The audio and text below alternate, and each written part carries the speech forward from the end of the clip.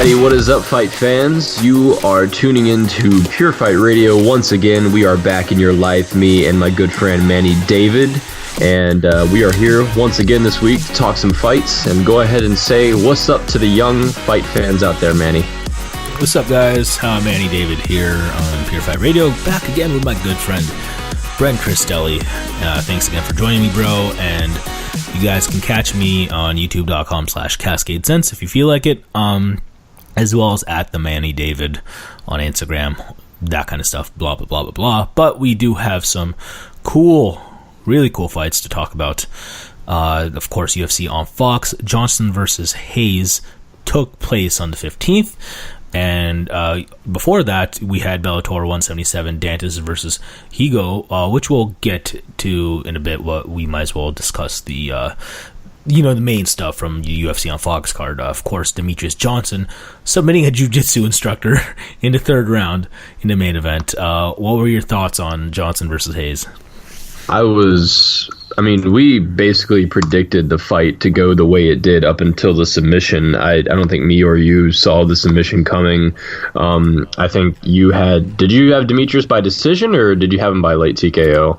I'm pretty sure I had him by like a third round TKO. So. Right. Basically, we had the same pick, basically. And he finished the fight in the third round, just not how we thought he was going to. I really didn't think he was going to submit Wilson Reis. I thought that was the one place where Reis would at least have somewhat of an advantage, and for hopefully Johnson, for him not to submit him.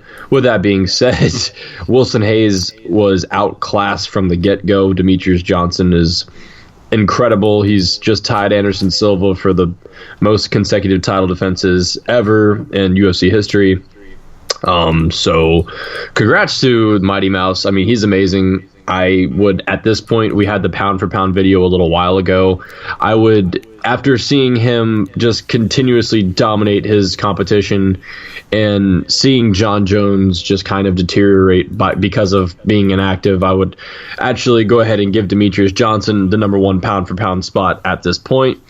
With that being said, going to the fight, like I said, he outclassed Wilson Reis from the get-go. He was way faster than him. He was able to put up a work rate that Wilson Reis was not able to keep up with. It was amazing how Demetrious was just kind of able to evade all of Wilson Reis' shots, defend all of his takedown attempts with rather ease, and just defend his strikes as well. He was able to parry everything with hands. He was just slightly out of the way of his punches easily, and then he was able to go in, be really quick, land a few punches, get out, land good leg kicks, great combinations throughout the fight, just absolutely outclassing him. And then he landed a big takedown, mounted him, and had an incredibly beautiful armbar. That thing was spontaneous. That thing was amazing, and I was baffled seeing it because I really didn't expect Demetrious Johnson to pull off a submission against Wilson Reis, who, like you said, a jiu-jitsu instructor. So I was baffled, even though we expected Demetrious to dominate. I expected him to win, not in that fashion, so he just continues to add to his resume. Once again, that's 10 title fights in a row. I'm assuming he's going to go for at least one more fight at flyweight to break Anderson Silva's record, and then hopefully he'll look for something else, because I really would like to see him either move up in competition to 135 again. A lot has happened since he's fought at 135 before. He had success at 135, but not against top competition like Dominic Cruz and such. With that being said, it's been a while. Like I said, he's defended the flyweight title 10 times. He's looked incredible ever since losing to Dominic Cruz back in 2010, 2011, whenever that was. So I would really like to see Demetrious take a step up in competition and fight at 135. Cody Garbrandt has mentioned if he beats TJ Dillashaw, or in his words, when he beats TJ Dillashaw, that he'd like to actually go down to 125 for Demetrious Johnson's title defense to break Anderson Silva's record. So I'm so game for that.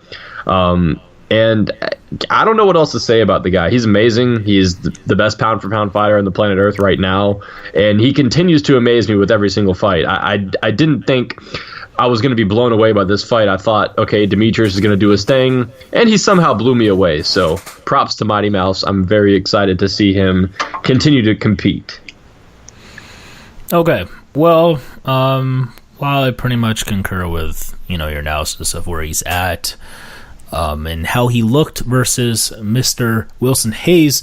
You know what? I was actually shocked to see the finish pan out that way. You know, Wilson Hayes was outclassed from the get-go, like you said, so to see him even lose in this field is not surprising in retrospect. So, like, he was looking like, prey, if anything. Demetrious Johnson, however, where he goes from here, I want to see him go after big paychecks. Demetrious is kind of not the fighter to call people out and stuff like that, blah, blah, blah, blah, blah. And the UFC, I think, has done an abysmal job of marketing him as the most credible fighter on the planet. Literally, I'd be shoving like his face onto every poster imaginable, trying to get him to do this for ads and stuff like that, blah, blah, blah, blah, blah. But apparently in the UFC, or the world of combat sports, all you have to do is call people, do nothing bitches, or say the word "fook," and you'll be good. Like, Demetrious Johnson, he had, I think he was on the MMA Hour with Ariel Helwani, and they had asked him about I think this was like the lowest Fox ratings ever, which I'm baffled by. And I think Ariel actually asked him what he thought of that. And if you follow Demetrious Johnson, not you, Manny, because obviously you follow, but just people who are listening, he has like a Twitch channel he runs because he's a big gamer, and he talks to people on Twitch. And he was asking people if they've seen any promotions for his fights. Everyone's like, nah, man, I haven't seen anything for it. The only thing I've seen is like a small 15-second advertisement on YouTube for one of the UFC videos. But Fox, I mean, FS1 isn't, they're not putting advertisements on FS1, because Demetrious Johnson even said he watches FS1 religiously because he's got it on for the kids, and he doesn't even see previews of his fights. He saw a bunch of previews for UFC 210. He's even seen ones for 211 before his fight even happened. So really the lack of promotion is unreal for a guy who is not the self-proclaimed pound for pound best fighter. But he just is. Yeah, he is. And even Dana White's going to come out. Even Dana White came out and said, yeah, he's probably one of the GOATs, which he is. Well, that's not good enough. No, that's apparently not. No, here's the thing. Okay. There's quote-unquote people who win without charisma. For example, in the National Hockey League, the Chicago Blackhawks, to a certain extent, their captain, arguably their best player on the team, Jonathan Toews, pretty boring. Isn't on as many ads as the Sidney Crosbys of the world, the Austin Matthews, even the Alexander Ovechkins. He just doesn't have that it factor, but he wins. He wins the cup nearly every other year. Right. And in the National Basketball Association, there's a gentleman named Tim Duncan who played for the San Antonio Spurs, who won 5 out of 6 NBA championships. So we're talking, someone with the acumen of nearly a Michael Jordan, essentially, as far as how many rings he has. Yeah, I mean, not even a Tim Duncan. You could say, I mean, Demetrious has more accolades than a lot of these guys. I mean, he is very comparable that's to true. Michael Here's Jordan. what I'm saying. The fact that those guys that I mentioned, and Jonathan Toews and Tim Duncan, aren't exciting. Like the fact that they get overshadowed by the Sidney Crosbys, the Kobe Bryants, the LeBron Jameses of the world, who don't have as high a win percentage. The fact that that's the case doesn't matter, because at the end of the day, they get respect. The NBA fans still know who they are, whether or not they're their favorite or not. Like, at least these kids cry when they realize Kobe loses to Tim Duncan in the conference finals, or LeBron James loses NBA finals to Tim Duncan. They cry, and they respect this guy. Yeah.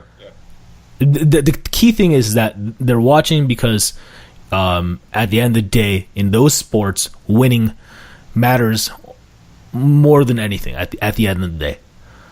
In MMA, in a single sport, you would think that would be the case too, but it's not. A lot of it is due to storytelling and emotionally being magnetized to a certain type of person rather than their record.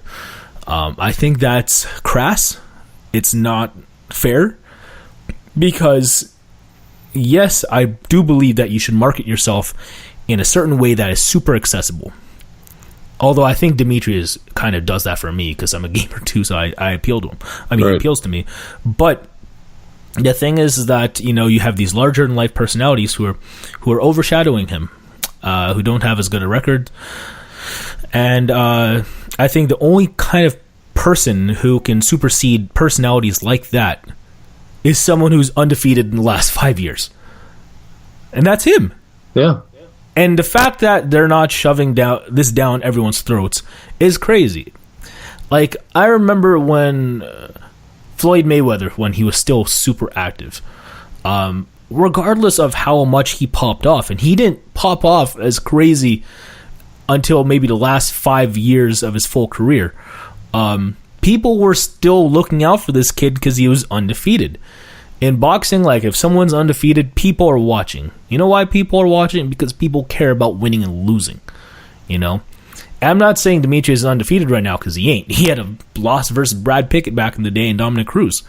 But he's about to break a title defense record by the most hallowed fighter of all time, and no one cares. And that's troubling because we're in a super fight era, and apparently that's all that matters. And why that is an issue is because there's not enough people to market on that level. You don't want your sport to turn into something dominated by 2 or 3 different personalities. That would be boxing. But at the end of the day, boxing still had other fights we cared about if someone was undefeated or not. But here we have things that are equivalent to people being undefeated when Khabib is active or when Demetrious is about to break a title defense record. And that stuff is meaningless to people. And that's not fair. So, since Demetrious has tried winning and just winning, I don't want him to, suddenly become those guys. He has a good head on his shoulders. He's good. He's not going to sink to that level. I'm not saying that those guys are doing a bad thing. It's just not him.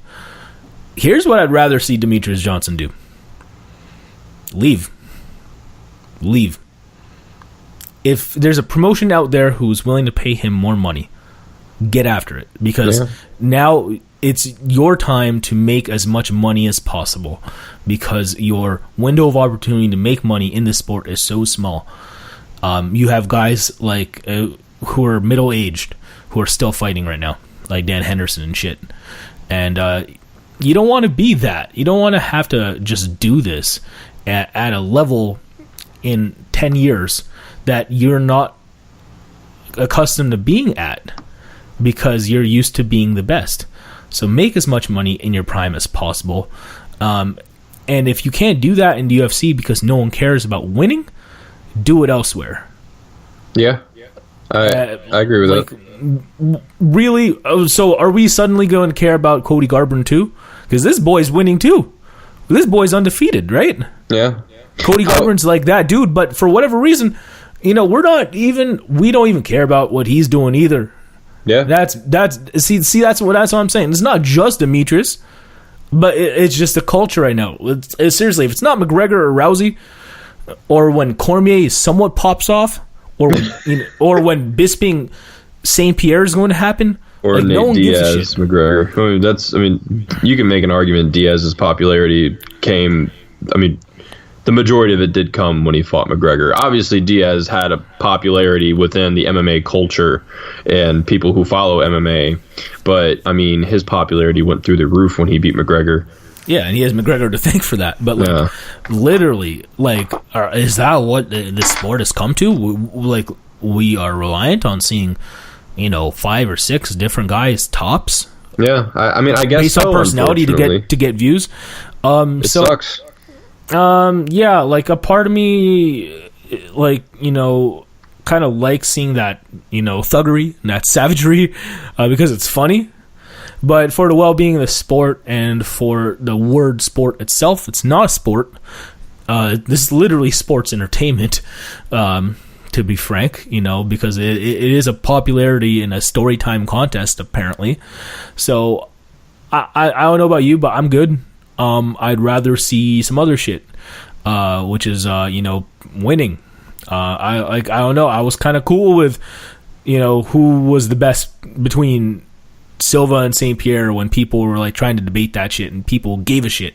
See, that's when I liked everything that was happening about MMA, and that's what made me like fall in love with the sport, because it was a legitimate sport where people were watching good fighters because they were good, not because they said this or promoted themselves like that or said this or said that or were given easy fights, blah blah blah. That being said, go ahead. That being said, sorry to interrupt, but no problem. Those guys still were underpaid when you think about it. Yeah, they were. So that's why I do appreciate McGregor trying to go after his, because he would be underpaid otherwise. Yeah. Because when you take a look at the revenue as far as the gate and as far as the pay-per-view buys, and as far as do you deserve pay-per-view money, especially if you're selling to fight yourself? Hell yeah, you do. So the fact that McGregor's, getting his paper right now, I'm over the moon for him, despite not being the biggest fan of, his lack of dominance in comparison to like a Demetrious per se. So, I'm proud of the guy. I'm more than happy for him. Yeah, like I'm happy for McGregor. He's making that. So, go ahead. Yeah, so it's like you have, like I'm happy for guys who had the opportunity to be the McGregors of the world, because they deserve it, but no one was more deserving than the guys we were watching back then, and Demetrious right now, and that's what's troubling. Just because, like, sure, like, I guess if you sell, you deserve stuff. Like, if people are buying your Reebok UFC shirts or whatnot, but it's just disheartening for anyone who wants to get into something to be the best, because maybe that's not good enough, which is insane. So that's scary. I wouldn't want my kids to do MMA as a result. Not at all. Unless they had acting aspirations after or something like that. But obviously that's only good if you're really good at what got you there in the first place. So like, where are your checks at, Rousey? But that's a thing, so I do still think the best way to go about MMA careers is to be the best, like Demetrious is doing. Someone's going to pay you, and I hope he gets that cheddar and he gets that recognition elsewhere, because he ain't getting it here, because the UFC is pretty much submitted to the ways of a super fight era, and that's that. Yeah, I mean, I wouldn't necessarily call it a freak show, because it's not like they're putting 350-pound Bob Sapp in there or anything like that. It's a freak show when you have George St-Pierre come into the weight division to absolutely. Get a title shot when there's 4 killers waiting for Bisping. It's a complete joke, and you can add another killer to that list after this weekend, and we'll get on that in a few minutes. But like you said, with the whole point of the best fighting the best, and that's how it used to be back before Ronda Rousey came in, and especially Conor McGregor. What we used to see was, Anderson Silva had opportunities to go up to 205, which he did. I fully 100% believe Anderson Silva could have went up and taken the 205 belt with pretty much ease. I fully believe that John Jones can go up to heavyweight and take the heavyweight belt. Those opportunities weren't really given. I think even at one point, Jose Aldo probably could have went up to 155 and still the 155-pound belt. But I guess they didn't talk enough, and but here's my issue. Like, it's like like you said, I'm cool with McGregor making as much money as he has. He's really put the sport on the pedestal. He has given the opportunity for other fighters to make more money, which is great. With that being said, the right fighters aren't making the right amount of money. Demetrious Johnson made, 350 G's this past weekend, I think, which isn't even a quarter of what Ronda Rousey made when she got knocked out in 48 seconds. So where's the logic in that? But because Ronda Rousey brings in the pay-per-view revenue, that's where the money goes. And it's unfortunate that that's the case, because it's not like, like for instance, the NBA, when you said Tim Duncan, like Tim Duncan doesn't get paid based off of ratings. Tim Duncan gets paid based off of how he plays.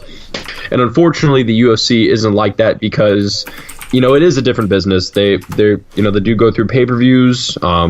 They base their pay based off of sales for specific fighters. However, this specific fighter did in terms of pay-per-view revenue. That's who they pay, and it's really unfortunate. And that is the reason you've seen the sport take a dive in terms of merit and seeing the best fighters fight the best. Because if the UFC was actually considered a legitimate sport the way basketball is, not the UFC, but mixed martial arts was considered a legitimate sport the way basketball is, the way football is, the way baseball is, even the way hockey is, you would see Demetrious Johnson probably make the most money in the UFC. You would also see Conor McGregor be up there. You would see John Jones making an absurd amount of money. Even, Jose Aldo, people like that who are really, really, really good at what they do, make the money that they deserve based off of their skill set, not based off of being good and talking at the same time. Not everyone has that personality where they want to go out and say this and call out this fighter and say that and say that. Not everybody has that personality. And unfortunately, for these fighters and for the sport itself, the best guys aren't going to make the most amount of money, because that's not what drives the business. What drives the business, from what we've seen just over the past few years, and this is because of exits from, I think on one of the podcasts we were talking about I think the worst year for the UFC was probably like 2014 or so, because at the end of 2013, Anderson Silva broke his leg. John Jones I don't think he fought too much in 2014. So Anderson Silva didn't fight in 2014. GSP didn't fight in 2014.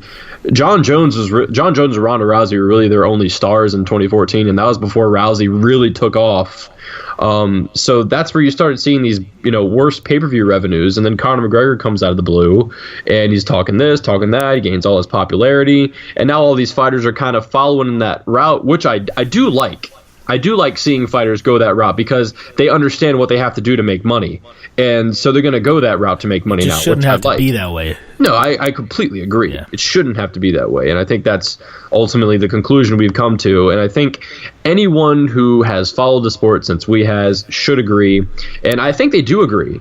There are, obviously certain reporters who probably disagree, and, I think they do have a legitimate reason for disagreeing. I just think it's unfortunate that they have to come to that conclusion, and that conclusion is that fighters don't nearly fight often enough just because of the nature of the sport. They can't go out there. Here's the thing. It's funny because I feel like they could fight more often, but they just don't. Yeah. Like when in comparison to, the big four sports or tennis, for example, as far as a single sport that is mainstream / people, make tenfold the money that they do there in comparison to like fighting. So, these guys out here, you're going to watch them no matter what, because they're always going, and you're paying attention if you're a fan of these sports. So you don't have to get emotionally invested in the stuff, because it's so accessible. You're just going to reach for that sport as far as watching it or following it whenever you need to. But when it comes to fighting, know what's up with these people. Something might not be as hot or as interesting to you if you haven't seen dude in a while. So these storylines and what people say can really emotionally captivate an otherwise dormant audience. So that's why it is the way it is. But the culture shouldn't have to be that way. like I take a look at some of these guys in kickboxing, as far as the checks they're making, not crazy, but they're always getting after it, and their audience is always, you know, super following them and stuff like that, right? Mm-hmm. I mean, you take a look at tennis, guys are super active, and tennis is still growing in the world, you know? So, like, I mean, amongst the rich for the most part, but, you know, it like, they have a system that, you know, no one can dispute, because the best are always the best. So, like, but the thing is, like, it's convenient for other sports to be able to do that because of the fact that they're always there, you know, and fighting isn't. Most of the work, fighting-wise, seems like it happens in training. That's the case for every sport, but, you know, you have to show up to get your paychecks more often than not in these other sports, rather than fighting where it's like 2 or 3 times a year on average, right? Yeah. So that's the explanation for that. But what can you do? Aside from rant about it, unfortunately, we really can't do anything. We're not in control of what the UFC operates and what they decide to do, and they're going to keep doing what they're doing because, I mean, they're the ones in charge, and if here's the thing. We were in charge, we were running completely differently. I don't believe that they're the ones in charge, as crazy as that sounds. I don't believe they're the ones in charge, or, you know, WMG or anything, you know. I believe the fans are in charge. Yeah. Seriously. Yeah, no, you're right. They bring in MMA, the revenue. It has the worst fans out of all these, like, quote-unquote mainstream sports. It's you can make an argument there's more Conor McGregor fans and MMA fans. See, that's what I'm saying. Pretty sure there is, which is really bad. That's awful. I mean, yeah, that's completely it. It's like, it's no longer for the love of the game. It's literally for, you know, who we connect to emotionally. I mean, like, that's like, I'm all for stories in sports. I think it's cool, but I don't think that shit should supersede this sport. Because we all have stories, wholeheartedly, yeah. You know, and we all have records, some more important than yours, you know, and that's a thing. But, you know, you say some stuff that, you know, appeals to, you know, middle America or your ethnicity or something. You get all these people on your side, and apparently that's it. And you don't even have to fight better than, you know, the best. Yeah. So absolutely. Ronda Rousey just got put down in 48 seconds. If she comes back, I guarantee you, if Demetrious Johnson headlines a pay-per-view, because of the lack of advertising for Demetrious Johnson, the lack of promoting him, the lack of pushing him, Demetrious Johnson headlines a pay-per-view. That pay-per-view might, if they're lucky, depending on how good the card is, do 200,000 buys. If they're lucky. And Demetrious Johnson will get paid another 350 G's. Ronda Rousey's going to come back and fight whoever, headline a card. That's probably going to do close to $1 million, if not $1 million. And Rousey will get paid $3 million. Yeah, and so she could lose again. In that case, it's fair because, you know, like, she's the one bringing people in. But at the same time, the fact that UFC helps perpetuate this culture by doing nothing about it, or quote-unquote being a do-nothing bitch, as Ronda Rousey would say, is it just shows that, you know, they're in the pockets of the fans. Like, literally, it's the fans who run the sport. Whether they're MMA fans or the fans of these people specifically, it's the fans who run the sport. Unfortunately. It's not unfortunate. I don't blame Dana White. I don't. Like, it's just it's not unfortunate that the fans run the sport. It's unfortunate that these type of fans run the sport. Yeah, I mean, like I wish I saw the talent run the sport. If not, you know, people who cared for them and the next generations and stuff like that. But everyone's just used to consuming who we can now. We're, like, you know, consumers by nature, which is not a good thing and a good thing at the same time. In this case, it's not. So what can you do? But and the crazy thing is too, unfortunately, I mean, they used to do a pretty decent job of promoting everyone that was good.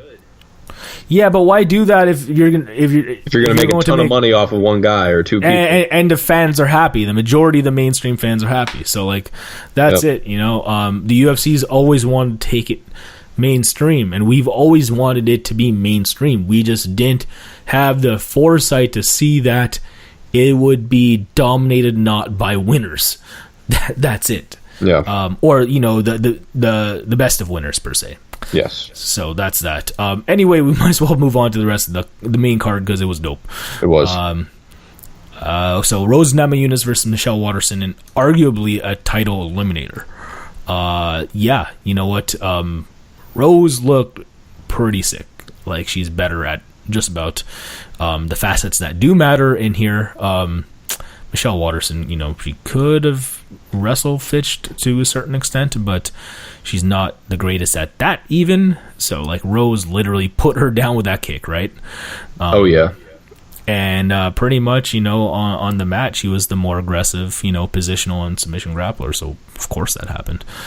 So, yeah, I mean, when we really saw, I think Rose was just kind of better everywhere. Michelle is very good at everything, but Rose is better just about at everything. And especially Michelle Waterson, unfortunately, does not have any type of size advantage in this fight. Rose was bigger height-wise, reach-wise. Rose had a clear advantage on the feet. Michelle didn't do too bad on the feet. She tried the same type of throw that she did against that she used against Paige Van Zandt, and unfortunately it worked against her this time because of Rose's long limbs. Rose was able to take her back, and Rose was able to dominate the first round. And the second round, we all saw what happened. Rose lands a sick head kick. I mean, that thing was beautiful, perfectly timed when Michelle broke off for a minute and put her hands down based on that side. The stance, she just really went to the side a lot with her stance, stood very, very parallel. And, Rose took advantage of it, like I said, dropped her hard. I thought she was out from that kick, went on top of her, took her back, and locked in a sick rear naked choke. So you will definitely see Rose Namajunas get the next title shot, I believe. And, Rose looks sick. This is the best Rose has ever looked. And, I think she changed up a few things with her camp and her management, and she took some time off from her last fight, and it's definitely been beneficial to her. So good to see Rose, put that work in and get that win. I do like Michelle Waterson as well, so I do hope she bounces back. I just don't think Michelle can really hang with any of the top straw weights in the women's division, unfortunately for her, just because she is a little small. I think her weight division is atom weight, and I think that's where she belongs, but unfortunately there's no atom weight in the UFC. So props to Michelle for being tough and hanging in there and doing her best, but Rose is sick. Yep, Rose is just a super finish heavy type of fighter. She's always looking for ways to end a fight whenever she can. That's super exciting. There's a cool air or aura about her too. You can tell she lives for this, and I appreciate that. I think she's definitely someone that they can market as well. So I want to see what they can do with her, because to me she is exciting in that manner. So yeah, she did lose to Karolina Kowalkiewicz, really close fight before this. But the thing is, she did beat Waterson, who beat Van Zandt, who she already beat herself. So I think that, it's only up from here. I don't know who else she would face, so why not make it the champ? I still think the champ bodies her, but I think she can put a Do Ho Choi type performance in. I think she can go. I think she can go 5 rounds maybe and look good doing it, and maybe she'll learn from something like that, and maybe be able to beat Karolina Kowalkiewicz from there on out, and maybe get herself back into another title fight with Joanna. So that's what I want to see from Rose. If not finish Joanna, but Joanna's bae, so I also don't want to see that. But I just think that I'm up for anything with those two, because it's going to be exciting no matter what.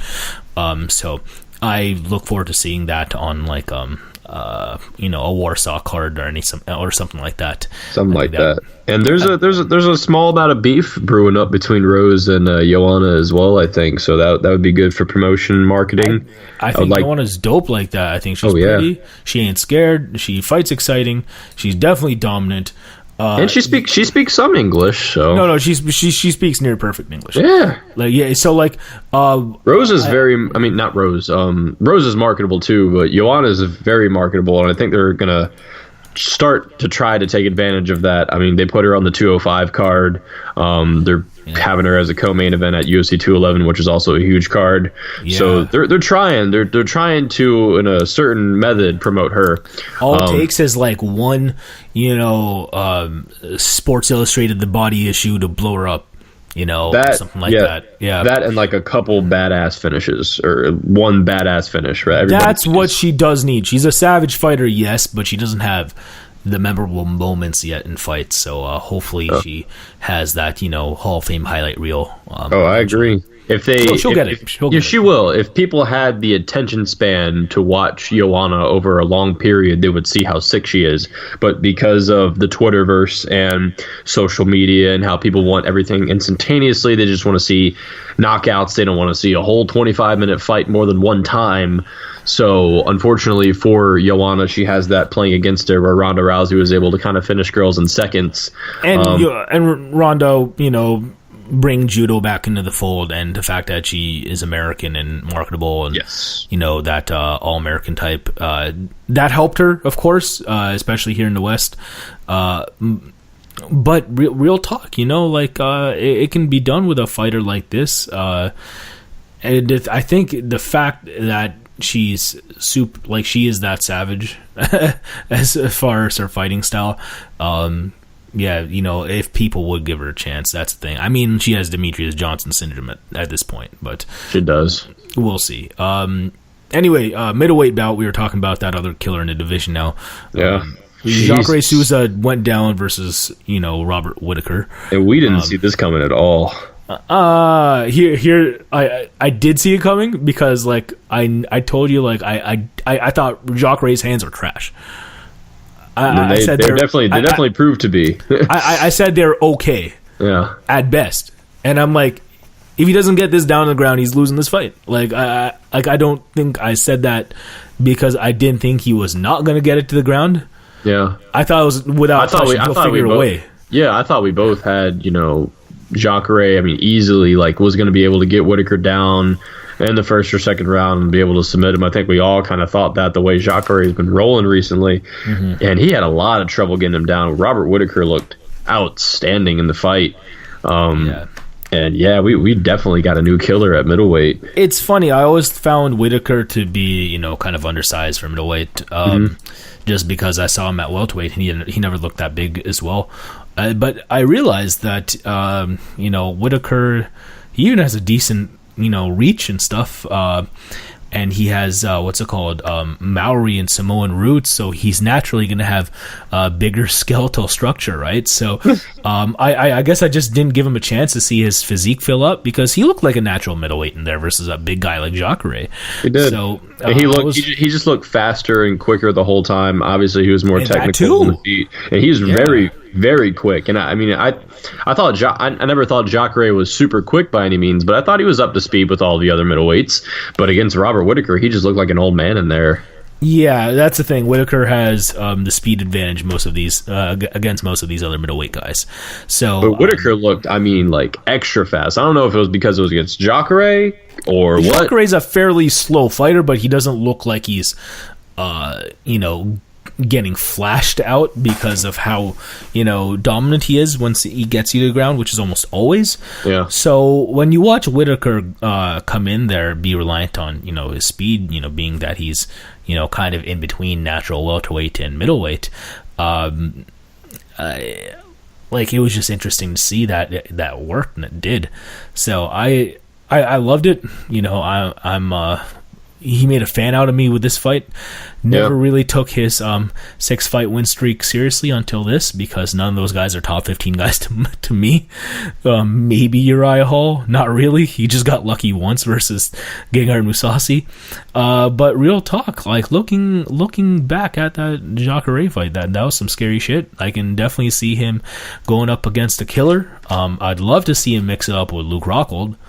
I think that would be a fight that made a lot of sense. I don't know about you, but I think that would be dope. Yeah, they gotta figure some things out of middleweight. There's a lot of guys who don't have fights right now because somebody's holding up the damn division. Yeah, but that's the thing. He was supposed to face Jacare anyway. Yeah, you know what I'm saying. So why not, face the guy who just beat him? So yeah, you could do Whitaker or Rockhold. You just kind of. I mean, Jacare, I don't even know where he goes from here with that loss. He's been sitting pretty for a title shot for a real long time, and he just signed an 8-fight contract with the UFC before this fight, and then he got put down really hard. So it's interesting to see where he goes from here. I don't know where Yoel Romero is going to do. I don't know if he's going to wait out for Bisping GSP. Anderson Silva still doesn't have a fight for UFC 112. Not 212. I don't really consider Anderson Silva whatsoever in the title picture, but he is a middleweight in there waiting for a fight because Kelvin Gastelum got popped for weed, which is the dumbest thing ever that they pulled him out of the fight. But, we're whatever. With that being said, I do think Robert Whitaker, Luke Rockhold will be a really good fight. I just don't know what they do with Yoel Romero right now. At middleweight, Jacare took an L, and Yoel's on this big win streak. If they sign Mousasi back, they could do Mousasi and Yoel Romero, and I don't know what they would do with Anderson Silva, but I'm not concerned. I don't give a shit. I really don't. Because guess what? Anderson Silva don't give a shit. And no, he doesn't. He's just fighting to fight now. Yeah, so I'm good. It's whatever to me. But regardless, middleweight's interesting without them trying to make it seem that way.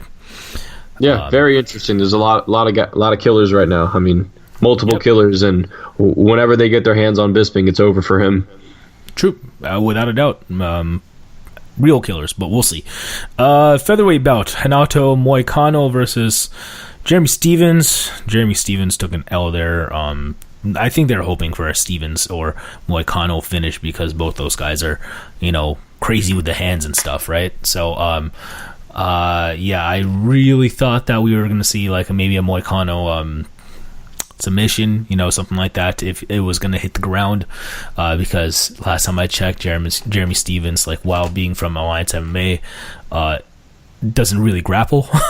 So, the fact that, he was able to keep it standing for the most part is why he stole that. So, that's the main card for UFC on Fox, right? Pretty much it. Yep, that's it. There's some notable fights in the preliminaries as well. Aljamain Sterling won his fight. He did. Alexander Volkov beat Roy Nelson rather easily. I think that's what you need to beat a guy like Roy Nelson is use your reach. Yeah. And Volkov, that's the only thing he knows how to do. So that was cool. We had the emergence of the Fire Kid. Yeah. Look raw. Yeah, for real. He's got some sick elbows, man. That dude's. I'm looking forward to seeing him. He's another guy they added to the bantamweight division. You can mix things up in there. No, I'm a big fan of Fire Kid. The only fight he's lost, I believe, was to one of the best wrestlers on the planet in Makwan Amirkhani, who lost his fight in London on the Manuel card. I was pissed off, but what can you do? But Fire Kid only lost to him ever. But as long as that fight is, standing, Fire Kid's doing his thing. Yeah, he's pretty sick, but obviously he's a sick grappler with a sambo background as well. So he's super talented. Wonder who he gets paired up with eventually, because bantamweight or bantamweight featherweight, for him, because he can go up and down, is really interesting right now. But anyway, of course, we might as well skim through this fight night, which no one seems to care about. I mean, look at the main event. Artem Lobov is in the main event. Who's coattailing McGregor? Yeah. Yes, he has a losing record almost. He is one fight away from 500 record, like one loss away. If he loses this fight, he's 13-13. Yeah, so without a doubt. So we're going to quickly, just do quick picks, I guess. Yeah, we can run through these and call it a show. Yeah, and then what's it called? Maybe we'll talk about a couple things that happened in Bellator. But yeah, okay. So Swanson or Lobov, who do you have? Swanson. Yeah, I got Swanson by however you want, man. As long as Swanson has a game plan and listens to like Wink, or Greg Jackson, I think he's good. Yeah, but I agree. Sometimes he beats himself in that respect, but I feel like Swanson's the type of guy to only lose to people who he's supposed to lose to nowadays. Like I feel like the last time he gypped himself really was maybe Ricardo Lamas, like 5 or 6 years ago. But losing to Edgar and Holloway, but beating nearly everyone else. Like, he's beat some killers, Oliveira, Poirier. Poirier is crazy now. Yeah, he really beats everybody but, like, the top-notch featherweights. The champions. Yeah, he's lost to Aldo, he's lost to Mendez, Lamas, Edgar, and Holloway. All guys who have fought are fighting for the title. Yeah. So, or have held the title. So, yeah. I mean, he only loses to these guys. Yeah, but lately, as far as, like, the past 5-6 years, like, is the real Club Swanson for me. Oh yeah, I agree. Since the Ricardo Lamas, he's what's it called? Looked outstanding for the most part. Yeah, he's realized his potential, and yeah, you can't pick against him unless you are a champion. I feel. Yeah, I agree wholeheartedly. Yeah, unless you're a champion. Al Iaquinta versus Diego Sanchez. Al hasn't fought in a long time. Bad 2 news years. if you're fighting Diego Sanchez, because he's just going to keep moving forward. But I think Al Iaquinta at this stage of his career, if he is healthy and has a game plan, should handle Diego with ease. Yeah, I agree with that. But like you said, the 2-year layoff could definitely be a big factor. When's Diego's last fight? Diego fought Marcin Held, who's a solid grappler, but yeah, before that, getting knocked out by Joe Lozon. He hasn't looked great. So no, not at all. But that's Diego for you, like, he's a good grappler, but he likes doing everything else that he's average at or worse. So I got Al. Who do you have? Yeah, I'm gonna go with Al. Okay. Oven St. Preux versus Marcos Rogerio de Lima. Yeah, this is a tough fight because OSP has looked awful. No, I know. But he should win this fight. John Jones, he's looked pretty terrible. Jesus Christ, he looks bad. Losing to Ozdemir that way. I still have him winning. But I do too. This fight was literally, I think, made for him to come back and win this fight, since he's dropped 4 out of his last 5 fights. Yeah, and for me, they need contenders at 205, and OSP was one of the guys at one point who was contending, and he's just kind of been out of everything at 205 right now. So they really need him to win. So they made this fight for OSP. He should win this fight. It's not as free as it should be, but no, but he should. He should win. John Dodson versus Eddie Wineland. Good Lord, I think Johnson. I think Dodson kills Wineland. Same. Just the hand speed, and Dodson doesn't have to cut weight at this weight class, but he looked awful versus Lineker for whatever reason. I think he will be fine again versus out of his prime Eddie Wineland. Yeah, Eddie looked pretty decent in his last 2 fights, but that's not saying too much. Guys have no hands. Mizugaki. Yeah, Mizugaki's done. I mean, he's been done for a little bit, but Eddie Wineland's done too. I mean, this is John Dodson's fight, as long as he wants it, and as long as he's got a game plan. So true. Stevie Ray, Joe Lozon. Yeah, you know what? Just because he has like definite ways of wanting to finish the fight in either the first or second round, I'm gonna go with Joe Lozon. Mm-hmm. But he hasn't finished anyone since Sanchez last year. Yeah, UFC 200. That's not saying much. No. So, but I got Joe Lozon. Yeah, I'm going to go with Lozon. Stevie Ray's pretty decent, but he hasn't really beaten anybody with a name aside from Ross Pearson with a split decision. With that being said, Joe Lozon he's obviously past his prime, and Joe Lozon, is off and on with wins and losses, but this should be a fight he wins. Yep, pretty much. That's that. And basically, what's it called? We have Mike Perry versus Jake Ellenberger. Gotta go Ellenberger here. Yeah, as awful as he looked versus Masvidal, it's not like Mike Perry's that kind of striker. No, he does have heavy hands. I'll give him that. I mean, he does. He's won every fight by TKO. But he shouldn't get clipped by this guy. Like, this guy got outstruck by Alan Jobin, He did, yeah.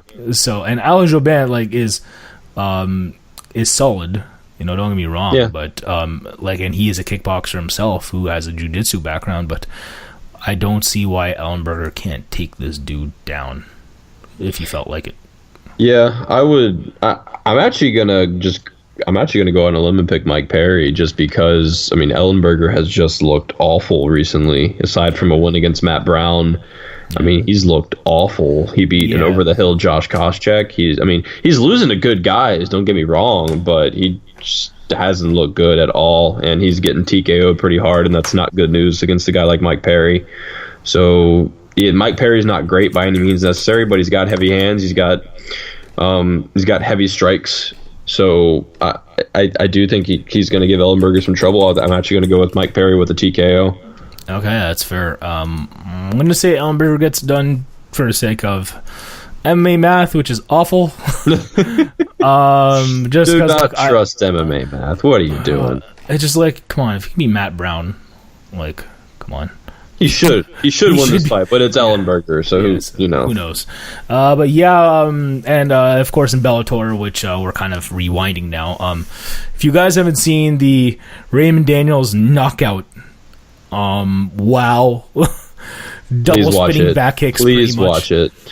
That's sick. That's the thing, man. Kickboxing is a dope ass sport that we complain about how MMA markets themselves, but these guys are even worse as far as whoever runs it at any time, which is sad. Because it's only going to be big in the markets it's big in, primarily Japan and Holland.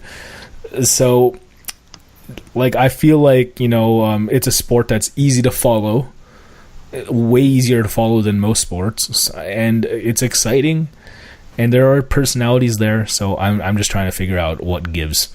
I think no promotion for it, no marketing, no advertising, and that's the problem. And then that's one of the reasons why I don't watch it, because I don't. For me.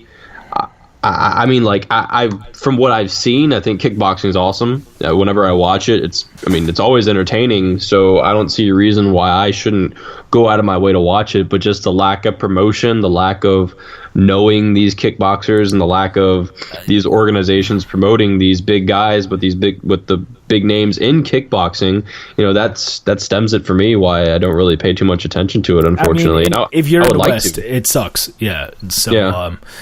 I would have to go out of my way to learn about, when these events take place and stuff like that. And it's funny because, when we're prepping the show, I would bring these events up to you, and you're like, what? Basically, yeah. But that's not your fault. It's literally, it just, to a certain extent, as far as consuming media, we're kind of products of our own environment, despite the internet age. And kickboxing, is part of that for people in Holland, Japan, and but we're not those people, so that's why it's tough for us. But Joe Schilling also took a win there as far as Bellator kickboxing. Urena Bars as well. Frick, she looked unreal. And as far as the main event, Eduardo Dantas did his thing. Yeah, it became a catch weight bout, but of course Dantas still holds that belt because, of course he does. And that's what he does. He is that division to a certain extent, unless Warren kind of wrestle fishes him every 3 years or something like that. Every 3 years. Yeah. Well, they've only fought twice, but he got the win back, so it's a good run back for Eduardo Dantas last year. But here, he fought a guy who was way heavier than him, so I give him a pass. That's it. Yeah. But it's also interesting because it became a 3-round fight as well, and not a 5-round fight, because it was no longer a title fight. So yeah, that's that. But yeah, I think that about does it. Yeah, that about does it for this week. We once again appreciate you guys tuning in to some Pure Fight Radio for this week in April. We touched on a bunch of Demetrious Johnson. That was basically the main topic of the video.